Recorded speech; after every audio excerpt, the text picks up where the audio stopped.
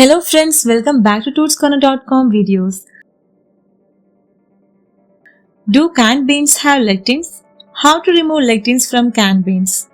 Canned beans, like all legumes, contain varying levels of lectins. The exact amount of lectins in canned beans can vary depending on factors like the bean type, processing methods, and brand.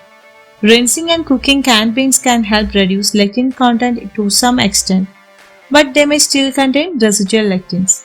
Canned beans are cooked and stored in liquid, which means they have fewer lectins. But if you don't cook beans properly, like when using low heat or a slow cooker, not all the lectins go away. When you eat beans, your body can make enzymes that break down some of these lectins during digestion. Lectins in canned beans, when consumed in moderation and properly cooked, are not typically harmful to most people. Some individuals, however, may be more sensitive to lectins and experience digestive discomfort or other symptoms when consuming large amounts of lectin-rich foods.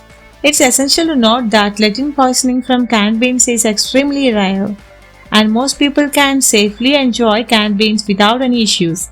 Here are steps to further reduce lectins in canned beans. Rinse thoroughly. Drain and rinse canned beans under running water to remove surface lectins. Cooking.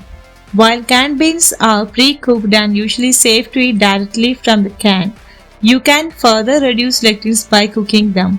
Boil them for at least 10 minutes to reduce lectin content and make them safer to consume.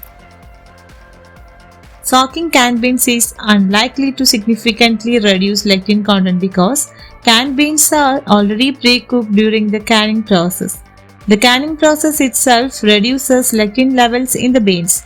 Soaking and cooking dried beans is more effective for reducing lectin content, but this step is not necessary for canned beans. It's important to note that some lectins, even after these measures, may still remain in the beans. Most people can tolerate small amounts of lectins without any issues. But if you have concerns about lectin consumption due to dietary restrictions or health conditions, consult a healthcare professional or registered dietitian for guidance. Thanks for watching this video. Please like, share and subscribe my channel for more videos.